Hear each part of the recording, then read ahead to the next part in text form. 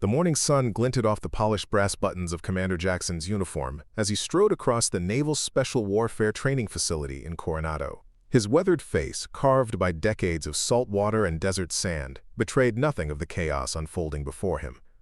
But his steel-gray eyes missed nothing, especially not the lone woman standing quietly at the observation area, watching the SEAL candidates with an intensity that seemed oddly familiar. Before we jump back in, tell us where you're tuning in from, and if this story touches you, make sure you're subscribed, because tomorrow I've saved something extra special for you. Samantha Morgan pulled her worn leather jacket tighter around her slender frame, her dark hair tied back in a simple ponytail that caught the California breeze. At 34, she had the kind of unremarkable presence that made people look right past her, average height, average build, nothing that screamed for attention. And that was exactly how she preferred it. After all, being overlooked had saved her life more times than she cared to remember. She'd driven 6 hours from her quiet apartment in Portland, taking a rare personal day from her job at the accounting firm, because today mattered. Today, her younger brother Michael would either pass or fail his final SEAL qualification test. The test that would determine if the dreams he'd harbored since childhood had any foundation in reality. The training ground hummed with disciplined chaos. Dozens of muscled men moving between stations with deadly purpose, their faces etched with determination and exhaustion. The familiar smell of gunpowder, sweat, and ocean salt hung in the air, triggering memories Samantha had spent years trying to forget. She spotted Michael at the sniper qualification range, struggling to set up the massive Barrett .50 caliber rifle. Even from this distance, she could see his hands trembling as he fumbled with the bipod.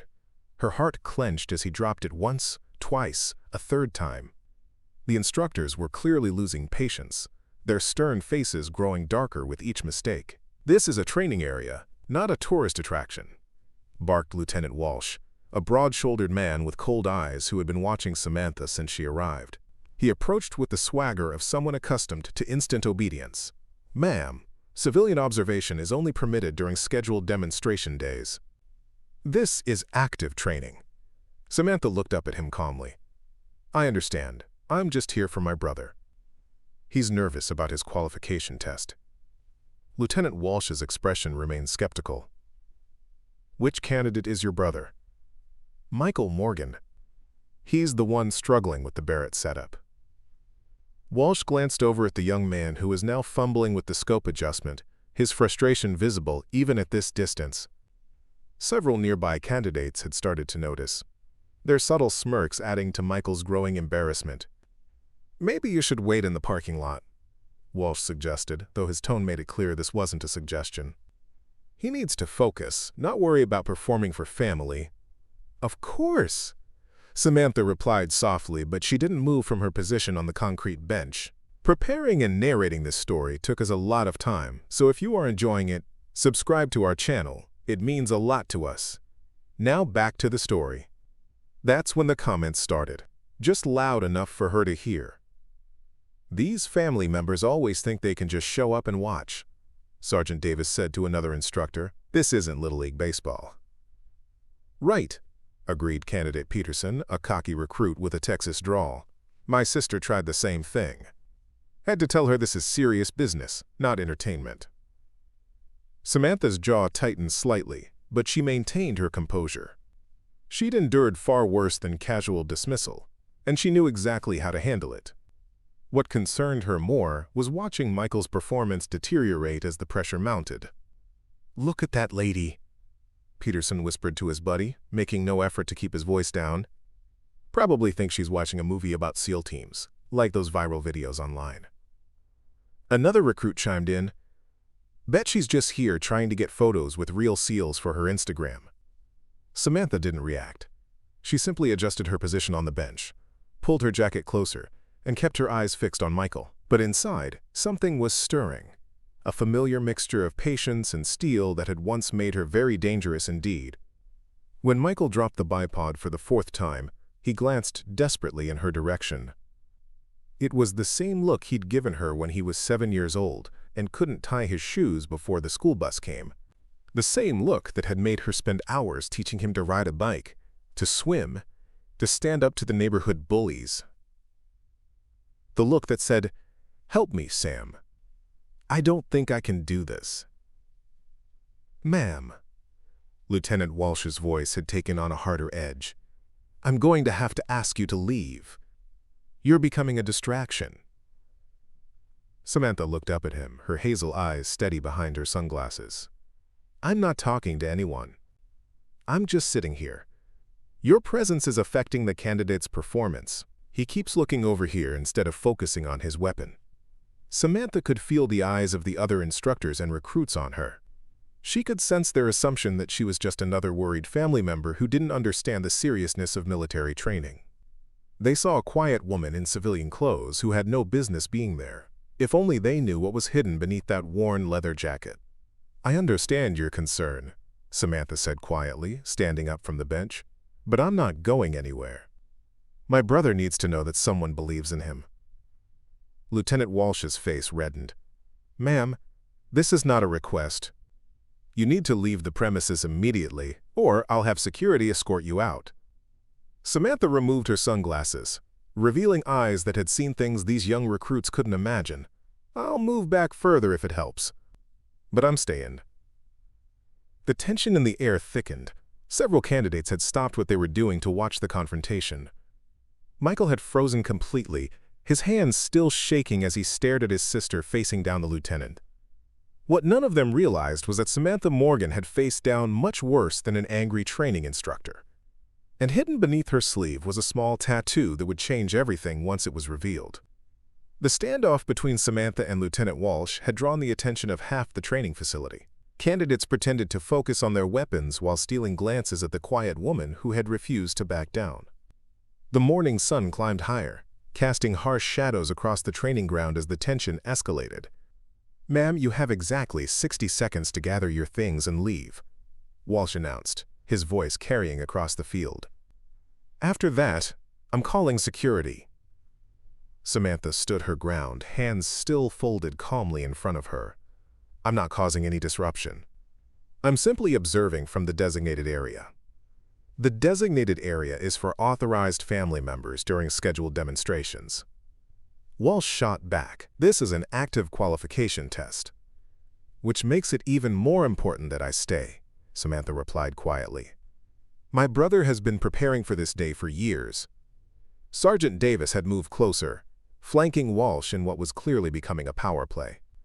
"Lady, you don't seem to understand. This isn't about what you want. This is about military protocol." The comment stung because it revealed exactly what they thought of her. Just another civilian who didn't understand how the real world worked. Samantha had heard variations of this dismissal before, but never from people who had no idea what she'd sacrificed for the very protocol they were hiding behind. Michael's performance was deteriorating rapidly. His hands shook so badly now that he couldn't even properly grip the rifle. The other candidates were starting to notice, and their barely concealed smirks made Samantha's protective instincts flare. "Your brother's falling apart," Peterson whispered to his buddy, loudly enough for others to hear. Maybe his sister should have stayed home and baked cookies instead.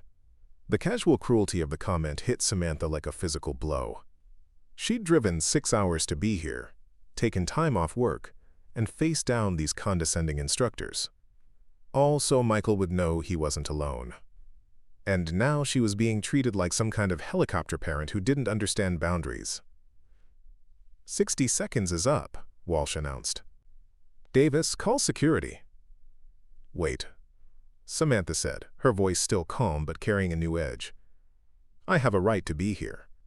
I'm not interfering with any training."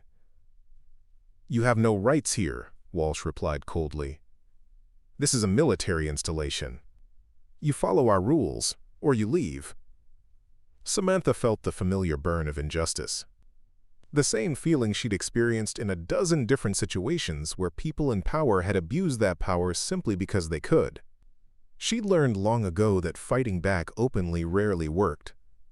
But she'd also learned that sometimes you had to stand your ground, even when the odds were stacked against you. "I understand your position," Samantha said carefully, "but I'm not leaving until my brother completes his test." Walsh's face darkened. "Then you'll be leaving in handcuffs." That's when everything changed. As Walsh stepped closer, clearly intending to intimidate her into backing down, Samantha instinctively shifted her weight. The movement was subtle but unmistakable to anyone who knew what to look for, the stance of someone who had been trained to handle physical confrontation. Her jacket shifted slightly, and for just a moment, the edge of something dark was visible on her forearm. A tattoo. Most of the candidates didn't notice, but Sergeant Davis did. His eyes narrowed as he tried to get a better look, but Samantha's jacket had already fallen back into place. "Ma'am," Davis said, his tone slightly different now. "Have you served?" Samantha's eyes flicked to him. "That's not relevant to this situation." "It might be," Davis pressed. "What branch?" "Sergeant, that's enough," Walsh interrupted. "Call security now." But Davis hesitated. Something about Samantha's posture, the way she carried herself, the complete lack of fear in her eyes. It all suggested military training. And if she was a veteran, kicking her off the base for wanting to watch her brother's test would be a public relations nightmare. "Maybe we should just let her stay," Davis suggested quietly. "She's not actually disrupting anything." Walsh's jaw tightened. "I said, call security." Samantha watched the exchange with growing interest. She could see the doubt creeping into Davis's mind, the recognition that maybe they were making a mistake. Walsh was clearly someone who couldn't back down once he'd taken a position. "I'll make you a deal," Samantha said suddenly.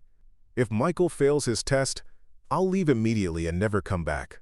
If he passes, you let me watch the rest of the training day without any more harassment." Walsh laughed harshly. "Your brother's not going to pass anything. Look at him." Samantha turned to see Michael struggling with the rifle setup again, his confidence completely shattered. The other recruits were openly watching now, some with sympathy, others with the kind of cruel amusement that comes from watching someone else's misery. "He's going to pass," Samantha said with quiet certainty. "He just needs to remember what he's been taught." "And what makes you so confident?" Walsh asked mockingly. Samantha looked directly at him and, for just a moment, something cold and dangerous flickered in her eyes. "Because I taught him." The comment hung in the air like a challenge. Walsh stared at her, trying to figure out if she was bluffing or if there was something he was missing. Davis was studying her more intently now, his trained eye picking up details that the younger lieutenant was overlooking. "You taught him to shoot?" Davis asked. "I taught him to focus," Samantha replied. "The shooting is just mechanics." Walsh scoffed. "Right. I'm sure you're quite the expert." Samantha's smile was barely visible, but it was there. "We'll see." As if summoned by her words, Michael looked over at her again. This time, instead of desperation, Samantha saw something else in his eyes. A flicker of the determination that had driven him to pursue this dream in the first place. She gave him the slightest nod. Michael took a deep breath, closed his eyes for a moment, and when he opened them again, his hands were steady. The next few minutes would determine everything. Michael's transformation was subtle but unmistakable. His breathing slowed, his hands stopped shaking, and suddenly he was handling the Barrett rifle with the kind of precision that made the instructors take notice. Samantha watched from behind the barrier, her expression unchanged, but inside she felt a surge of pride mixed with something darker, a reminder of who she had once been. "Well, I'll be damned," Davis murmured, genuinely impressed. "Kid's got it in him after all." But Lieutenant Walsh wasn't ready to admit he'd been wrong. One good setup doesn't mean anything. Wait until he has to actually hit something. Samantha's jaw tightened. She'd seen this before. People in power who couldn't handle being challenged, who would double down on their mistakes rather than admit they might have misjudged a situation. Walsh was clearly one of those people. "Ma'am," came a new voice from behind her. "I need to see some identification." Samantha turned to find a security officer approaching, his hand resting casually on his radio. He was younger than Walsh, probably in his mid-20s, with the kind of eager attitude that suggested he was looking forward to flexing his authority. "Officer Reynolds," Walsh called out. "Perfect timing. This civilian is refusing to leave the premises." Reynolds looked Samantha up and down, clearly unimpressed by what he saw. "Ma'am, I'm going to need you to come with me." "On what grounds?" Samantha asked calmly. "Trespassing, failure to comply with lawful orders from base personnel," Reynolds was reciting from memory, clearly enjoying himself. "You can either come voluntarily or I can place you under arrest." Samantha felt something cold settle in her stomach. This was exactly the kind of abuse of power that had made her leave the military in the first place.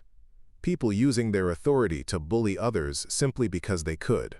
The fact that it was happening while she was trying to support her brother made it even worse. "I haven't trespassed," Samantha replied quietly. "I'm in the designated observation area. I haven't interfered with any training." "The lieutenant says otherwise," Reynolds shot back. "And on this base, his word carries more weight than yours." Samantha could feel the eyes of the recruits on her, could sense their mixture of curiosity and second-hand embarrassment. Most of them probably thought she was just another civilian who didn't understand her place. They had no idea what she'd sacrificed for the privilege of being dismissed by men who had never faced real danger. "This is ridiculous," she said, her voice still calm but carrying a new edge. "I came here to watch my brother's test. I haven't broken any rules." "You broke the rule when you refused to leave," Walsh interjected. "This is a military installation. We don't have to tolerate disruptive civilians." "Disruptive?" Samantha's control slipped slightly. "I've been sitting quietly on a bench. The only disruption here is your ego." The words hung in the air like a slap. Walsh's face went red, and several recruits exchanged glances. Even Davis winced. "That's it," Walsh snarled. "Reynolds, arrest her." "Wait," Davis said quickly. "Maybe we should." "I said arrest her," Walsh repeated, his voice carrying the kind of authority that didn't tolerate dissent. Reynolds stepped forward, reaching for his handcuffs. "Ma'am, turn around and put your hands behind your back." Samantha looked at Michael, who had stopped mid-setup to stare at the scene unfolding. His face was pale, his newly found confidence crumbling as he watched his sister being arrested for the crime of wanting to support him. "This is wrong," Michael called out, his voice cracking. "She didn't do anything." "Focus on your weapon, candidate," Walsh barked. "This doesn't concern you." But it did concern him, and everyone knew it. Samantha could see the hurt and confusion in her brother's eyes, could feel the weight of his disappointment. She'd come here to help him, and instead, she was making everything worse. "Turn around," Reynolds repeated, his voice harder now. Samantha looked at him for a long moment, then slowly began to turn. As she did, her jacket shifted again, and this time, the movement was more pronounced. The sleeve pulled back just enough to reveal a glimpse of something that made Davis's eyes widen. It was a tattoo, but not just any tattoo. It was a trident overlaid with a series of numbers and symbols, the kind only awarded to a very select group. "Wait," Davis said sharply. "Stop." Reynolds paused, confused. "What?" "Just wait a minute." Davis stepped closer to Samantha, his eyes fixed on her arm. "Ma'am, I need to ask you something." Samantha looked at him, and for the first time since this confrontation began, she saw something other than dismissal in a uniform's eyes. She saw recognition. "What's your full name?" Davis asked quietly. "Samantha Morgan." Davis's face went pale. "Jesus Christ. What's going on?" Walsh demanded. "Davis, what's your problem?" But Davis wasn't listening to him anymore. He was staring at Samantha like he was seeing a ghost, his mind racing through possibilities he'd never considered. "Ma'am," he said, his voice barely above a whisper. "Would you mind showing me that tattoo?" Samantha hesitated.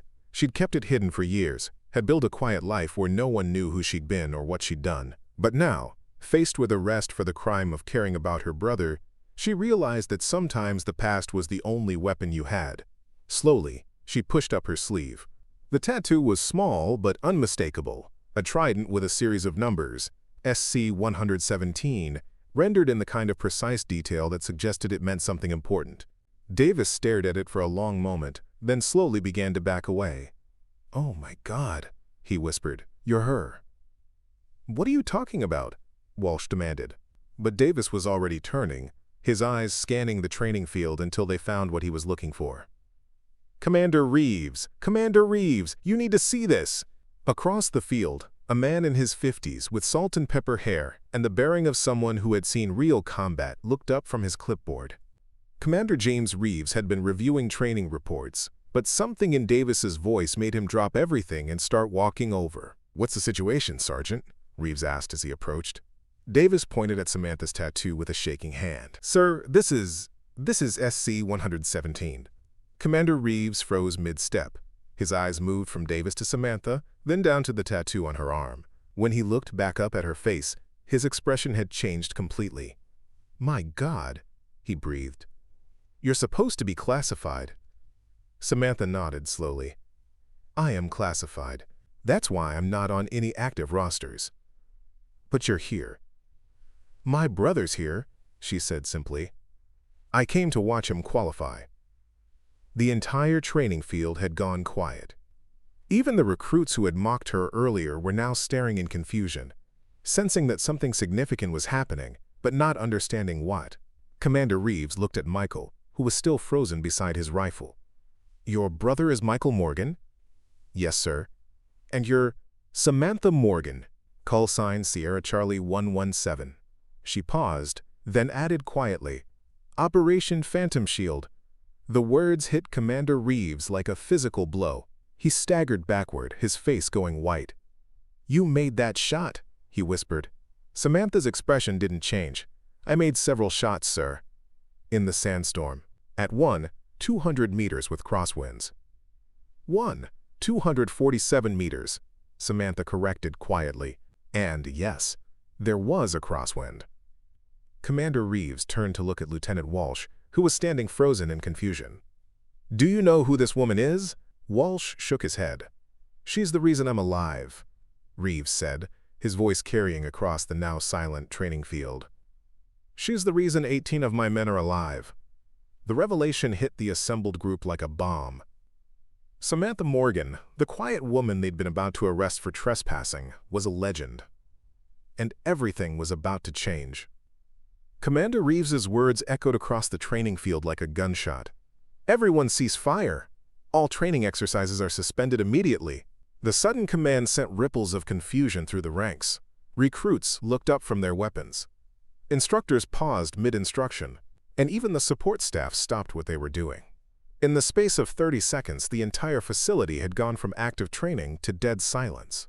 Lieutenant Walsh stood frozen, his face cycling through confusion, disbelief, and dawning horror as he began to understand the magnitude of his mistake. Officer Reynolds still had his handcuffs out, but his hands were shaking now.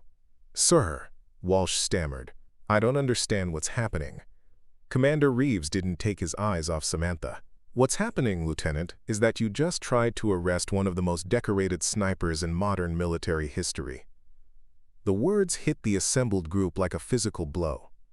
Samantha shifted uncomfortably, clearly wishing she could disappear back into the anonymity she'd cultivated for years.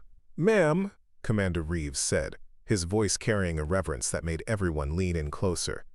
"Would you mind if I told them what happened?" Samantha looked at Michael, who was staring at her with wide eyes. She'd never told him the full story, had never explained why she'd left the military so abruptly, or why she sometimes woke up in the middle of the night with her heart racing. "If you think it's necessary," she said quietly. Commander Reeves turned to address the entire training field. "April 17, 2018. My team was inserted into hostile territory for an extraction mission. Intelligence said we had a clear path out." He paused, looking at each face in the crowd. "We were wrong." The recruits listened with the kind of attention they'd never given to a classroom lecture. This wasn't theory. This was real combat, described by someone who had lived it. 20 minutes into the mission, we walked into an ambush. Enemy fighters on both sides of the canyon, elevated positions, perfect crossfire. We were trapped for 9 hours with no air support because of a sandstorm, no satellite coverage because of the conditions. Command couldn't even confirm our position. He pointed to Samantha, who stood quietly with her arms crossed. She was stationed 5 kilometers away, providing overwatch for the extraction route. When she lost contact with us, she made a decision that military doctrine says is impossible. "What decision?" Michael asked, his voice barely audible. "She left her assigned position and moved to a location on a ridge in the middle of a Category 3 sandstorm, with enemy patrols below. From that position, she had to make shots that would challenge the best snipers in the world, in zero visibility, high winds, and with no support. Quote, a young female recruit raised her hand tentatively. "How many shots, sir?" 18 shots, Commander Reeves said, his voice dropping to almost a whisper. 18 targets. 18 direct hits in conditions that would make most people unable to see their own hand in front of their face. Samantha finally spoke up. "I had good equipment and motivation." "Ma'am," the female recruit asked, "how did you know where to position yourself?" "I studied the terrain for 2 weeks before the mission. I knew every rock, every ridge, every possible line of sight." Samantha paused, then admitted, "But the weather conditions were terrible. I could barely see the targets. Had to calculate wind speed by feeling it on different sides of my face." Commander Reeves nodded. "What she's not telling you is that Command later called it the most difficult series of shots in modern warfare. She saved our lives with shooting that bordered on the supernatural." "Then why isn't she famous?" Michael asked, his voice full of confusion and pride. "Because she refused to be," Commander Reeves explained. "After the operation, she requested immediate discharge. Said she never wanted to kill anyone again unless it was absolutely necessary. And the military, recognizing what she'd done, honored that request and classified her service record." Lieutenant Walsh, who had been standing in stunned silence, finally found his voice. "Ma'am, I owe you an apology. I had no idea." "You couldn't have known," Samantha interrupted. "But you could have shown basic respect for someone who wasn't causing any trouble." The rebuke was gentle but pointed. Walsh's face burned with embarrassment as he realized how his behavior would look to his superiors. "Sir." Recruit Peterson, the same young man who had been making jokes about Samantha earlier, stepped forward. "I owe you an apology too, ma'am. I was completely out of line." Samantha looked at him for a long moment. "You were, but you're young, and you learned something today. Don't waste that lesson." Commander Reeves turned to the assembled crowd. "This is why we respect everyone who comes to this base. You never know who you're talking to, what they've sacrificed, or what they've seen." "Ma'am," a female trainee asked, "do you ever regret leaving?" "Never," Samantha said firmly. "I did what I was trained to do. I saved good people. And then I went home to live a normal life." "But you still have the tattoo," Commander Reeves observed. Samantha touched her arm gently. "Because I never want to forget the weight of those decisions, or the faces of the men I brought home." The commander turned to Michael, who was still staring at his sister with new eyes. "Your sister is a hero, son, in the truest sense of the word." Michael looked at Samantha with a mixture of awe and confusion. "Sis, I had no idea." "That was the point," Samantha said with a small smile. "Heroes don't need to announce themselves." But even as she said it, she knew that her quiet life was about to change dramatically. The cat was out of the bag now, and there would be consequences, some good, some difficult to navigate. Officer Reynolds, who had been standing frozen with his handcuffs still in his hand, finally seemed to realize how ridiculous he looked. He quickly put them away and took a step back. "Ma'am?" he said, his voice cracking slightly. "I am so sorry. I had no idea." Samantha nodded. "Just remember this feeling the next time you're tempted to judge someone based on appearances." Commander Reeves looked around at the assembled group. "I want everyone to remember this moment. This is what humility looks like. This is what real service means. And this is why we never, ever assume we know someone's story based on how they look." Lieutenant Walsh, his career prospects probably flashing before his eyes, stepped forward. "Ma'am, is there anything I can do to make this right?" Samantha looked at him for a long moment, then glanced at Michael, who was still struggling with his rifle setup. "Yes, actually, there is." She walked over to her brother and gently adjusted his position. "Left hand closer to the stock. Pull your shoulder back. Wind's coming from the right." Michael nodded, his hands steady now for the first time all day. "Like this? Perfect. Now breathe out halfway. Hold it and squeeze gently." The rifle cracked, and 400 meters away, the target sprouted a perfect hole, dead center. Michael stared at the target, then at his sister, then back at the target. I did it. You did it, Samantha confirmed. And you'll do it again, because now you know you can. Commander Reeves smiled. I think we can safely say that candidate Morgan has passed his qualification test. But Samantha knew this was just the beginning. Word of her presence would spread, and soon, her carefully constructed quiet life would be turned upside down. The question was she ready for what came next? Word traveled fast on a military base, and within an hour of Samantha's identity being revealed, the training facility had transformed into something resembling a pilgrimage site. Off-duty personnel found excuses to walk past the range. Officers who had been buried in paperwork suddenly needed to check on training progress. Even the mess hall staff had migrated to the windows overlooking the field. Samantha sat on the same concrete bench where this had all started, watching Michael work through his remaining qualification tests with newfound confidence. But she was acutely aware of the whispered conversations happening around her, the pointed looks, and the way people were starting to treat her like some kind of living legend. Ma'am, Commander Reeves approached carrying a folder. I need to ask you something. Samantha looked up at him. What is it? Base Command wants to know if you'd be willing to speak with some of our senior staff. There are questions about your service record. Samantha's expression tightened. What kind of questions? Reeves sat down beside her. The kind that come up when someone who's supposed to be classified shows up at a training exercise. There are protocols for this sort of thing. I'm not active duty anymore, Samantha said quietly. I'm a civilian. I came to watch my brother's test. I understand that, but your presence here has created a situation that needs to be managed carefully. Samantha was quiet for a moment, watching Michael nail another target. What aren't you telling me? Commander Reeves sighed. There's been some discussion about whether your appearance here was planned, whether you're working with someone, or if this is part of some kind of operation. The accusation hit Samantha like a slap. You think I'm here under false pretenses? I don't think anything, Reeves said quickly. But there are people above my pay grade who are asking questions. Your record shows you were discharged, but the circumstances around Operation Phantom Shield were never fully documented in the regular files. Samantha felt a familiar anger building in her chest. So now I'm suspicious because I did my job too well. That's not what I'm saying. That's exactly what you're saying. Samantha stood up, her calm demeanor cracking slightly. I saved your life and the lives of your men. I asked for nothing in return, except to be left alone. And now, because I showed up to support my brother, I'm being treated like a security threat. The conversation had attracted attention.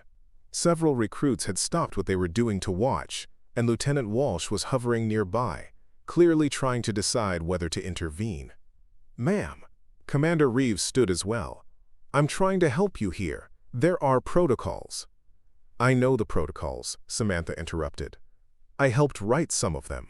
What I don't understand is why my presence at a public training exercise requires an investigation.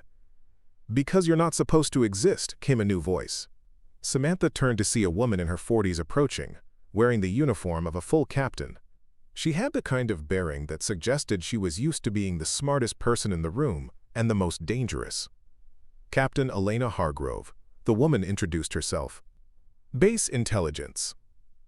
Samantha's blood ran cold. Base Intelligence meant this had just escalated far beyond a simple misunderstanding. Captain, Samantha said carefully. Miss Morgan, or should I say Sierra Charlie 117? Hargrove's smile was sharp as a blade. You've created quite a stir. I came to watch my brother's test. So you said, but you understand how this looks, don't you? A classified operative, presumed inactive, suddenly appears at a training facility. People start asking questions. Samantha felt the trap closing around her. What questions? Questions about where you've been for the past few years, what you've been doing, who you've been talking to. Hargrove stepped closer. Questions about whether your discharge was as complete as our records suggest. Are you accusing me of something? I'm trying to understand why a woman who disappeared from all military records is suddenly comfortable revealing her identity in front of 24 witnesses. Samantha realized with growing horror that her decision to stand up for herself had backfired spectacularly. By revealing her identity, she'd opened herself up to exactly the kind of scrutiny she'd spent years avoiding.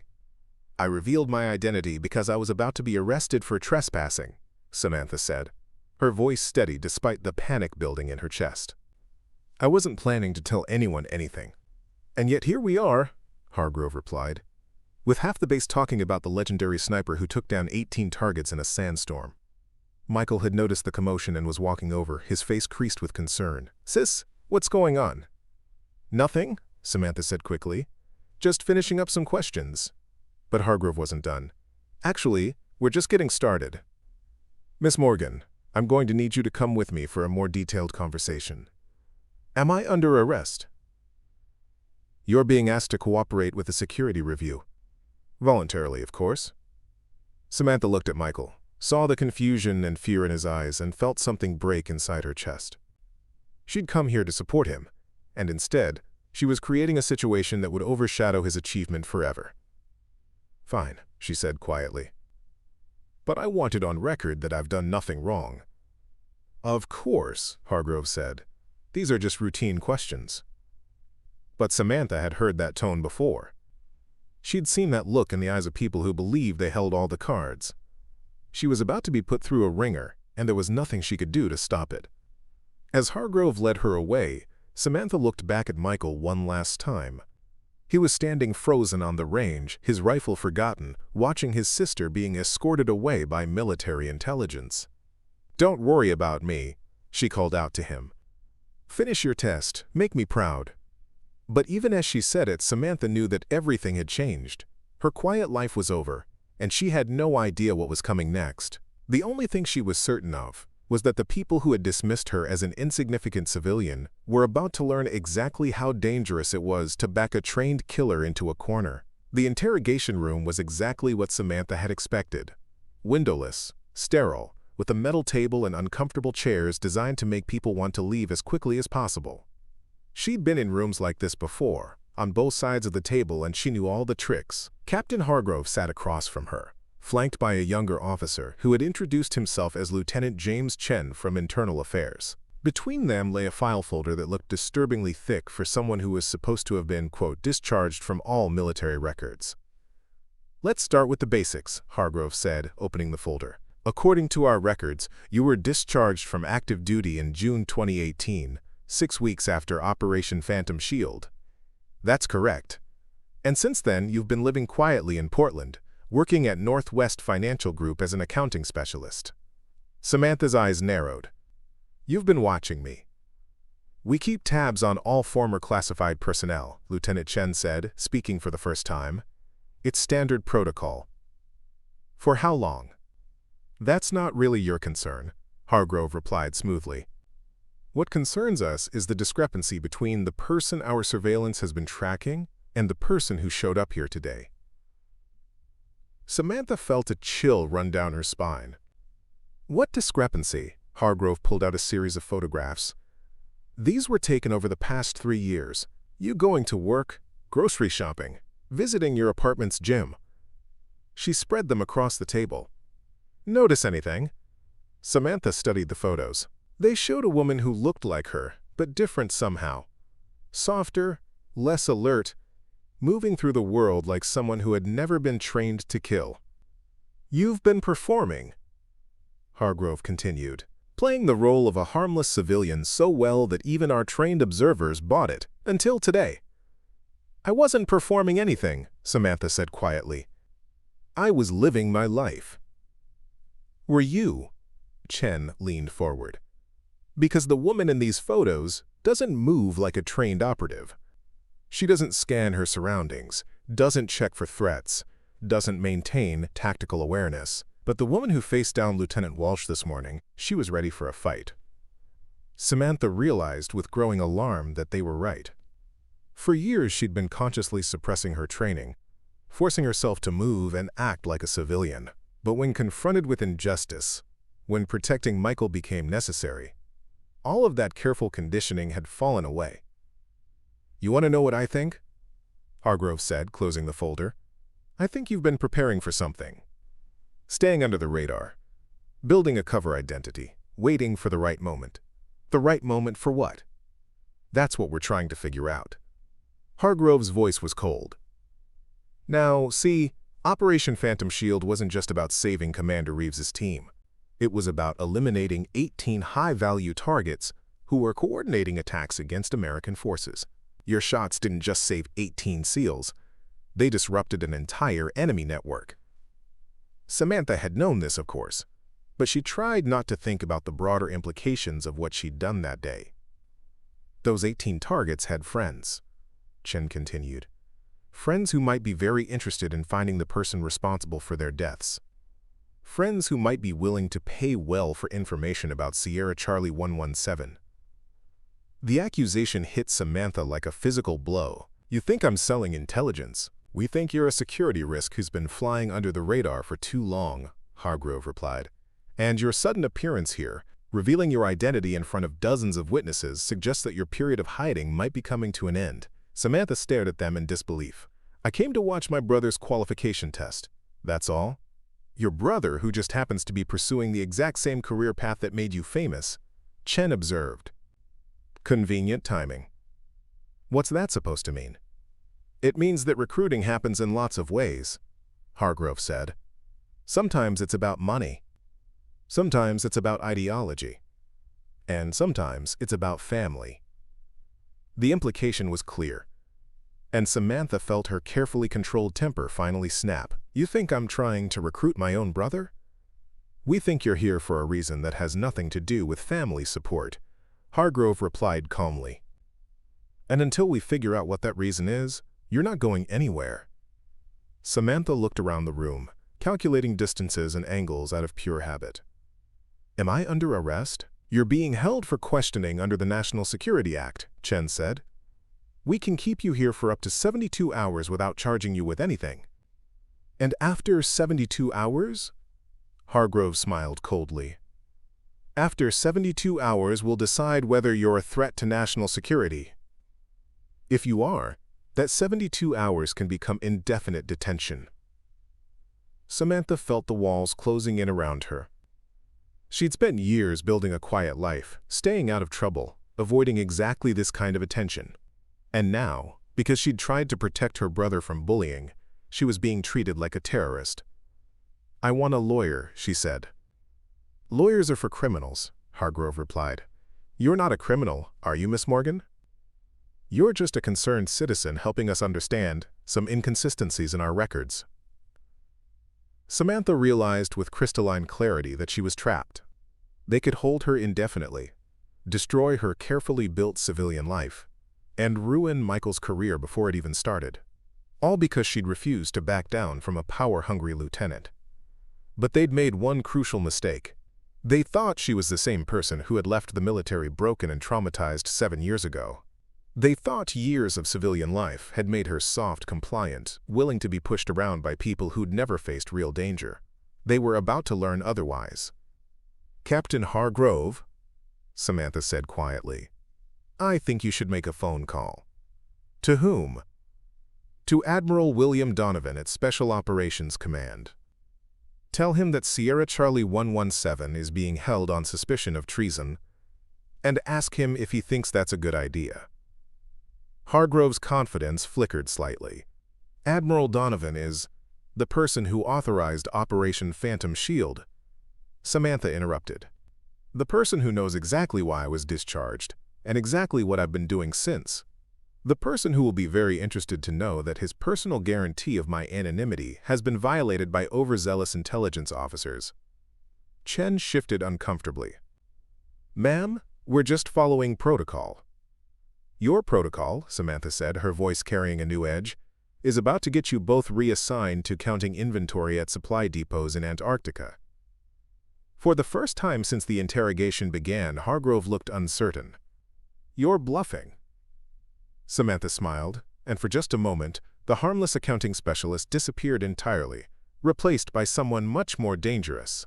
Call him and find out. The room fell silent. Outside, Samantha could hear the distant sounds of the training facility continuing its work, oblivious to the drama playing out in this windowless room. Finally, Hargrove reached for her phone. Everything was about to change again. Captain Hargrove stared at her phone for a long moment before dialing. Samantha could see the doubt creeping into her expression, the first crack in the confidence that had carried her through the interrogation. Lieutenant Chen looked like he was starting to sweat.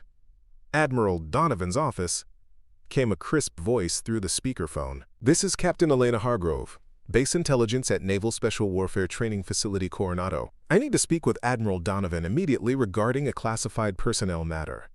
"One moment, Captain." The wait felt eternal. Samantha sat quietly, her hands folded on the metal table, but there was something different about her posture now. The harmless civilian mask had slipped away entirely, replaced by the kind of stillness that preceded violence. "Captain Hargrove." The voice that came through the speaker was deep, authoritative, and unmistakably displeased. "You have exactly 30 seconds to explain why you're calling me about classified personnel matters on an unsecured line." Hargrove glanced at Samantha, then back at the phone. "Sir, we have a situation involving former Chief Petty Officer Samantha Morgan. Service designation Sierra Charlie 117. The silence that followed was deafening. "Where is she?" Admiral Donovan's voice had gone deadly quiet. "She's here, sir, in custody for questioning." "In custody for what?" Hargrove swallowed hard. "Security review, sir. She appeared at a training exercise and revealed her identity to multiple witnesses. We had concerns about—" "You had concerns?" The Admiral's voice could have cut steel. "About what, exactly? About why a classified operative would suddenly surface after years of maintaining a civilian cover?" Another long silence. "Captain Hargrove, I want you to listen very carefully to what I'm about to tell you. Sierra Charlie 117 is under my personal protection. Her civilian status is not a cover. It's a guarantee I made to her after she completed one of the most difficult operations in modern military history. She saved the lives of 18 Navy SEALs and disrupted a major enemy network, then asked for only one thing in return." "What was that, sir?" "To be left alone." The Admiral's voice was ice cold now. "To live a quiet civilian life without interference from people like you." Lieutenant Chen had gone pale. Hargrove was staring at the phone like it might explode. "Sir," Hargrove tried again. "She revealed her identity in front of—" "Did it occur to you to ask why?" Admiral Donovan interrupted. "Did you bother to find out what circumstances led to that revelation before you decided to treat her like a security threat?" Samantha spoke for the first time since the call began. "They were about to arrest me for refusing to leave my brother's qualification test." "Samantha." Admiral Donovan's voice immediately warmed. "Are you all right?" "I'm fine, Admiral, though I'm getting a little tired of being treated like a criminal for wanting to support my family." "Who was about to arrest you?" "Lieutenant Walsh and Security Officer Reynolds for trespassing and failure to comply with lawful orders." The Admiral's laugh was bitter.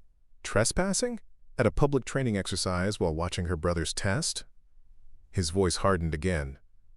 "Captain Hargrove, are you beginning to understand the magnitude of your mistake?" Hargrove looked sick. "Sir, we were following standard protocol for classified personnel. Samantha Morgan is not classified personnel." Admiral Donovan snapped. "She's a civilian who happens to have classified knowledge. There's a difference, and if you don't understand that difference, you have no business working in intelligence." "Sir," Chen spoke up hesitantly, "what are our instructions regarding Miss Morgan?" "Your instructions are to apologize for wasting her time, thank her for her service, and never bother her again unless she commits an actual crime, which, for the record, supporting her brother at his qualification test is not." Samantha felt a weight lifting off her shoulders that she hadn't even realized was there. Admiral Donovan had kept his word even after all these years. "Sir," Hargrove said, her voice much smaller now, "what about the security concerns? She revealed her identity to multiple witnesses." "So what?" Admiral Donovan replied. "She's not hiding from anyone. She's living a quiet life because that's what she chose to do after completing an impossible mission with perfect execution. If some overzealous officers forced her to reveal her identity to protect herself from harassment, that's your problem, not hers." Samantha looked at Hargrove, whose face had gone from confident to humiliated in the span of a 5-minute phone call. "Admiral, are there any restrictions on my movements or activities?" Samantha asked. "None whatsoever. You're a free citizen who has earned the right to live your life however you choose." Admiral Donovan paused. "Though I would appreciate a call sometime. It's been too long." "Yes, sir," I'll do that. Captain Hargrove, the Admiral's voice had taken on an ominous tone. I'll be speaking with your commanding officer about this incident. I suggest you use the time before that conversation to think very carefully about how you want to explain your actions. The line went dead. The room fell into complete silence. Hargrove stared at the phone like it had personally betrayed her. Chen was studying his hands as if they held the secrets of the universe. Well, Samantha said quietly, standing up from her chair. I think that concludes our interview. Hargrove looked up at her, and Samantha could see the realization dawning in her eyes. She had just destroyed her own career by harassing someone under the personal protection of a 4-star admiral. Miss Morgan, Hargrove said, her voice barely above a whisper. I apologize. We were overzealous. Samantha studied her for a moment. You were scared, I understand that, but you let fear turn into suspicion, and suspicion into harassment. That's how good people get hurt. She walked to the door, then paused and looked back. For what it's worth, Captain, I really did just come to watch my brother's test.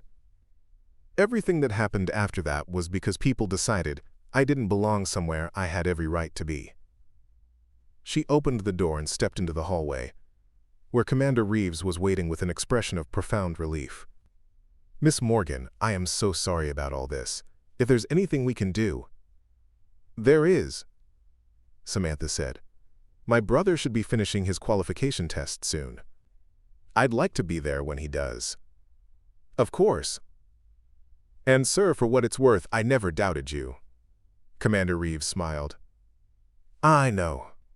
Thank you. As they walked back toward the training field, Samantha could see Michael in the distance, working through his final exercises. He looked confident now, focused, like he'd found something in himself that had been there all along.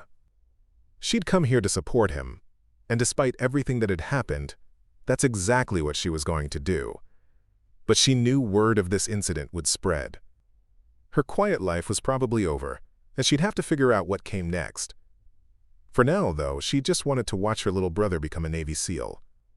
The late afternoon sun cast long shadows across the training field as Michael lined up his final shot. Samantha stood behind the barrier in the same spot where this whole ordeal had begun. But everything had changed. The recruits who had mocked her earlier now watched her with something approaching reverence. The instructors who had dismissed her treated her with careful respect. Even Lieutenant Walsh had approached her with a stammering apology that she'd accepted with more grace than he deserved. Michael's hands were steady as he adjusted his position behind the Barrett rifle. 6 hours ago, he'd been shaking so badly he could barely hold the weapon. Now he moved with the kind of confidence that came from knowing he belonged here. Breathe out halfway, hold it. Squeeze gently, Samantha murmured, too quietly for anyone else to hear. The rifle cracked, and 600 meters away the target sprouted a perfect hole in the center ring. Outstanding, Candidate Morgan, Sergeant Davis called out. You have successfully completed your sniper qualification test. Michael set down the rifle and turned to look at his sister, his face splitting into the biggest grin Samantha had seen since he was a kid. She felt tears prick at her eyes. Proud tears, relieved tears, and tears for the innocence they'd both lost along the way. Commander Reeves approached with a clipboard and an expression of satisfaction. Candidate Morgan, you've scored in the top 5% of all qualifying candidates this year. Your sister should be very proud. I am, Samantha said simply. Michael jogged over to the barrier, still grinning. Sis, did you see that last shot? I saw all of them. You did good, Michael, really good. I couldn't have done it without you. His expression grew serious. I heard what happened earlier about the questions and everything. Are you okay? Samantha glanced around at the dispersing crowd of recruits and instructors. I'm fine, but things might be a little different for me now. Different how? My quiet life might not be so quiet anymore. Samantha shrugged. I'll figure it out. As they walked toward the parking lot, Michael was quiet for a long moment. Finally he asked, Will you tell me about it? About what you did? Samantha considered this. She'd kept the details locked away for so long, but watching Michael's courage today had reminded her that some stories needed to be told. "Someday," she said, "when you're ready to hear it." "I think I'm ready now." Quote. Samantha looked at her brother, no longer the scared kid who'd needed her to tie his shoes, but not yet the seasoned warrior he would become. "Ask me again after you graduate SEAL training. If you still want to know then, I'll tell you everything." They reached Samantha's car, and she paused with her hand on the door handle. Something was bothering her, a loose thread that needed to be tied up. "Michael, there's something I need you to understand about what happened today." "What's that?" "When Lieutenant Walsh and the others were giving you a hard time, dismissing you, making you doubt yourself, that wasn't about your skills or your potential. That was about their insecurity." Michael nodded slowly. "I get that now." "Good, because you're going to meet more people like that. People who use their authority to make others feel small. Don't let them break you down." "I won't," Michael said with conviction. "I learned something today, too." "What's that?" "That sometimes the most important person in the room is the one everyone's ignoring."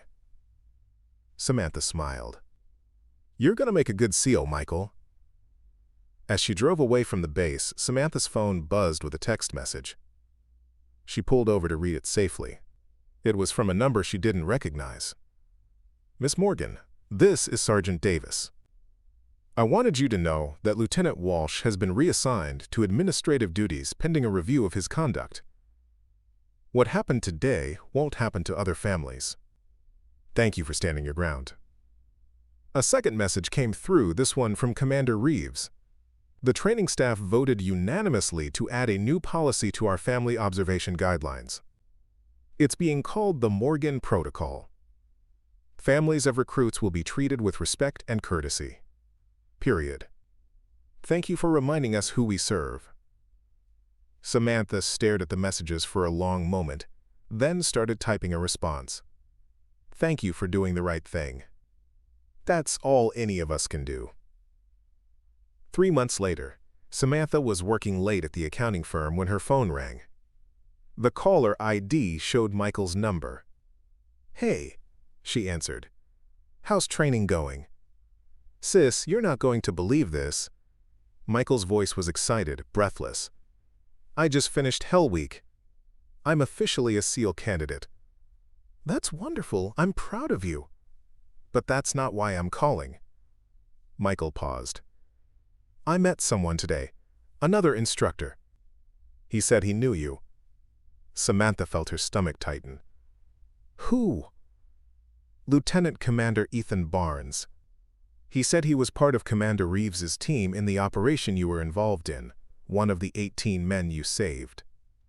Samantha closed her eyes, seeing his face in her memory, younger then, scared, pinned down in that canyon.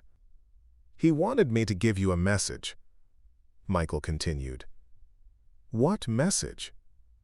"He said to tell you that his daughter just started kindergarten. Her name is Samantha." The words hit her, like a physical blow. Samantha had to sit down, her hands shaking as she held the phone. "Sis, you still there?" "I'm here," she managed. "He said there are others too. The guys you saved. They all have kids now, and they tell them stories about the guardian angel who brought their daddies home." Samantha wiped at her eyes, surprised to find them wet. "Michael, I know you didn't want recognition. I know you just wanted to be left alone.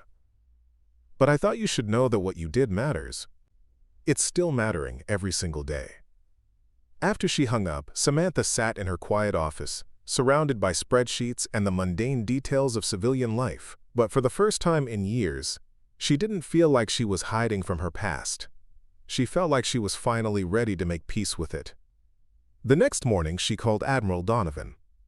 "I was wondering when I'd hear from you," the Admiral said without preamble. "I'm ready," Samantha said simply. "Ready for what?" "To stop running from who I used to be. I don't know what that looks like yet, but I'm ready to figure it out." Admiral Donovan was quiet for a moment. "There's a program I've been working on, teaching advanced marksmanship to special operations candidates. It's all stateside, all training, no combat operations.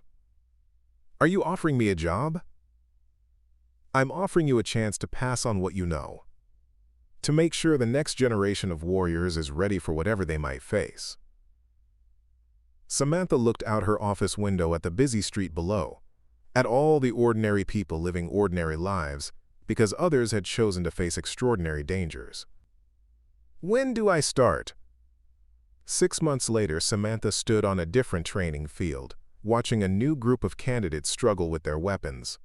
But this time, she wasn't hiding in the observation area. She was standing front and center, wearing instructor credentials and the kind of quiet authority that had to be earned through experience.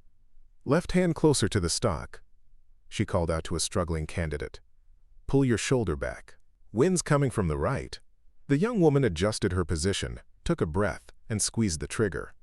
The target sprouted a hole dead center. "Outstanding," Samantha said. "Who's next?" As the training day continued, Samantha felt something she hadn't experienced in years: purpose. She was still Samantha Morgan, still the woman who had made impossible shots in impossible conditions. But now she was also Instructor Morgan, passing on hard-won knowledge to the next generation of protectors. What surprised her most was how quickly the legend had spread. Candidates who had never met her knew the story of the woman with a tattoo who had saved 18 men in a sandstorm. But they didn't know the whole story, the nightmares that had followed, the guilt she'd carried for taking lives, even enemy lives, the reason she'd asked to disappear. "Instructor Morgan!" A young female candidate approached her after training one day. "Can I ask you something?" "Go ahead." "The story that everyone tells about you, about the 18 shots in the sandstorm, is it true?" Samantha considered the question carefully. "Parts of it are true. Parts of it have been embellished." "Which parts are true?" "The important ones," Samantha said. "That sometimes you have to make impossible decisions in impossible conditions. That sometimes the right thing to do breaks every rule in the book. And that the people standing next to you matter more than any medal or recognition." The candidate nodded slowly. "I'm struggling with the long-range qualification. Everyone says I don't have what it takes." "Who's everyone?" "Instructor Walsh." Samantha's eyebrow raised.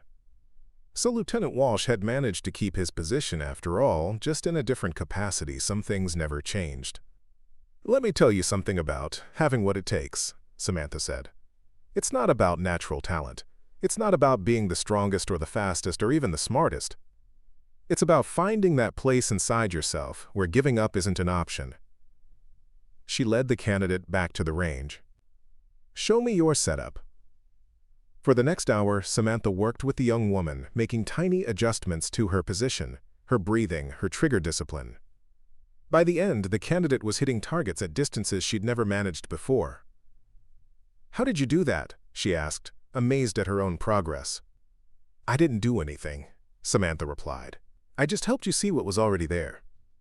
That evening, as Samantha was packing up her gear, she spotted a familiar figure approaching Captain Hargrove, the intelligence officer who had interrogated her months earlier. "Miss Morgan," Hargrove said, stopping a respectful distance away.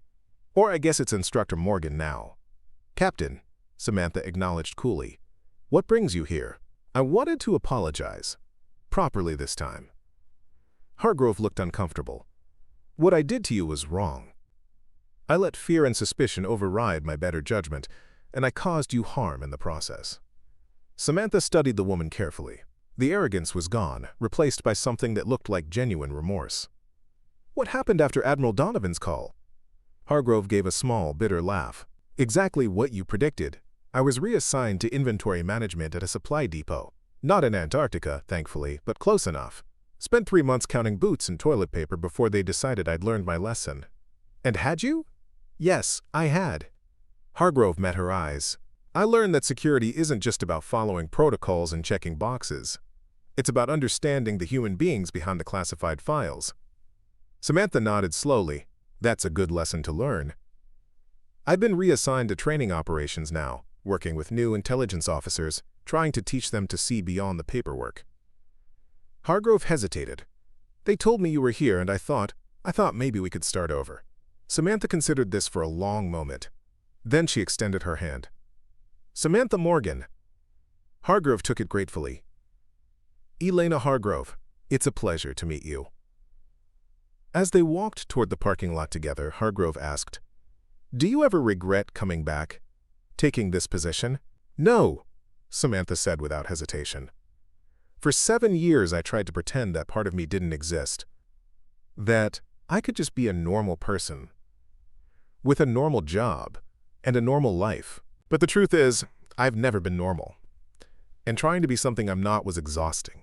So who are you now? Samantha smiled. I'm both. I'm the woman who can hit a target at 200 meters in a sandstorm, and I'm the woman who likes gardening and old movies. I'm the tactical specialist who saved 18 men, and I'm the big sister who taught her brother how to tie his shoes. I don't have to choose anymore. Hargrove nodded thoughtfully. That's what I'm trying to teach my intelligence officers, that the people in our files aren't just assets or liabilities. They're human beings with complicated lives and complicated choices. That's a good lesson too, Samantha said. 2 weeks later, Michael arrived for a visit, now officially a Navy SEAL. He looked different, harder, more focused, but with the same kind heart that had always defined him. They still talk about you, you know, he said as they sat on Samantha's porch, watching the sunset. The woman with the tattoo who shocked the entire base. Samantha laughed. I'm sure the story gets more dramatic every time it's told. Actually, it's become something of a teaching moment. Instructors use it to remind candidates not to judge people by their appearance. Michael took a sip of his beer. So you promised to tell me everything after I graduated. I graduated. Samantha looked at her brother, seeing in him the same quiet strength she'd cultivated in herself. You sure you want to know? It's not a pretty story. I want to know, Michael said simply. So she told him.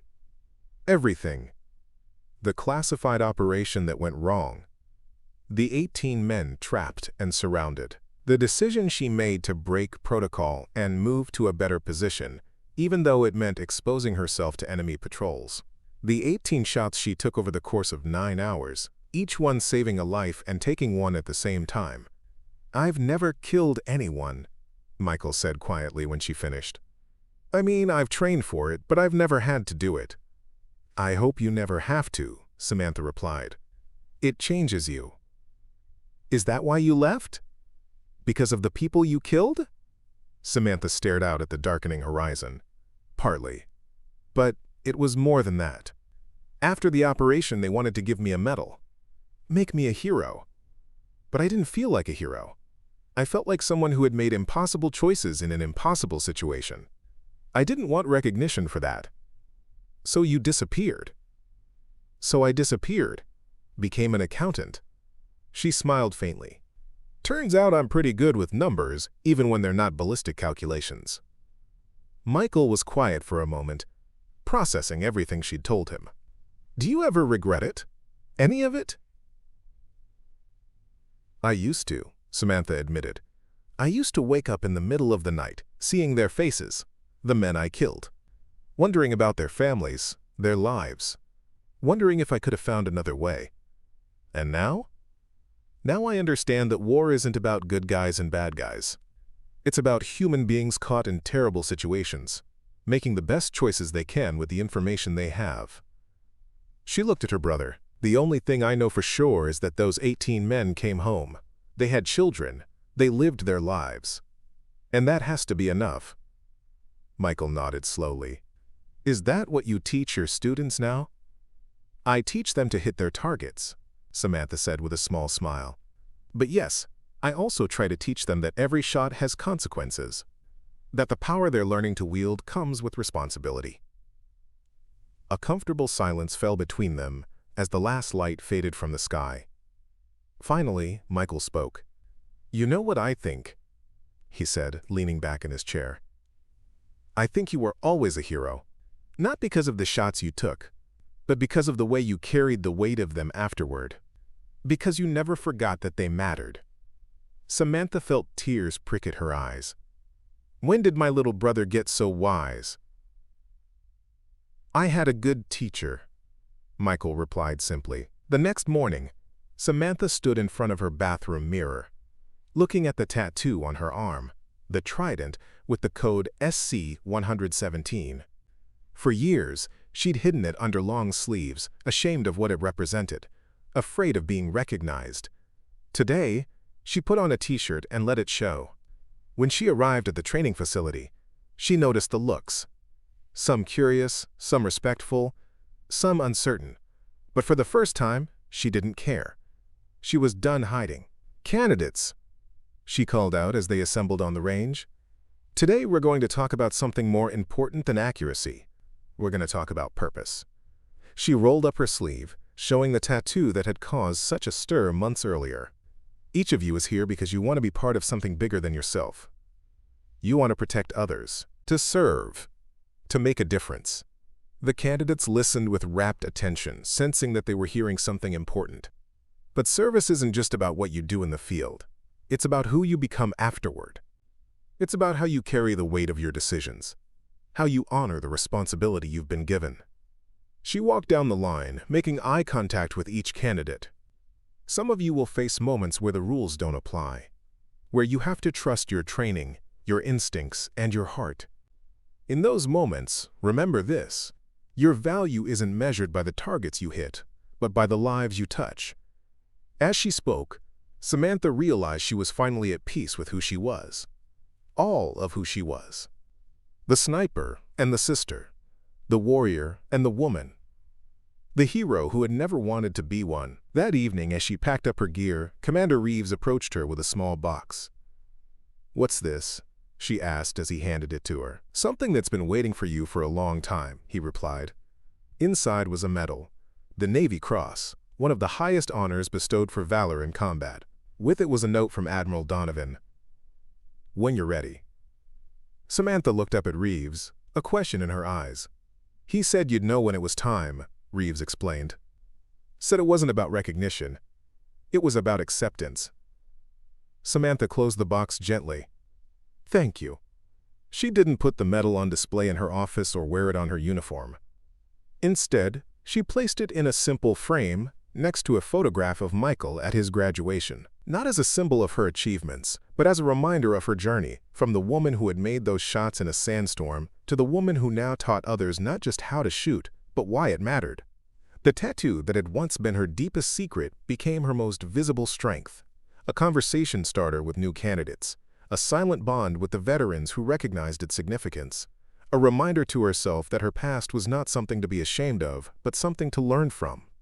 And when new recruits asked about the legend of the woman with the tattoo who shocked an entire military base, she would smile and tell them the real story, that heroes don't always wear uniforms or medals. Sometimes they wear faded leather jackets and sit quietly on concrete benches. Sometimes they're the people everyone overlooks, until the moment when it matters most. Because true strength isn't found in power or authority or rank. It's found in the quiet conviction that doing the right thing matters, even when no one is watching. Especially when no one is watching. That was the lesson of the tattoo. And it was a lesson worth passing on. Up next, you've got two more standout stories right on your screen. If this one hit the mark, you won't want to pass these up. Just click and check them out. And don't forget to subscribe and turn on the notification bell so you don't miss any upload from us.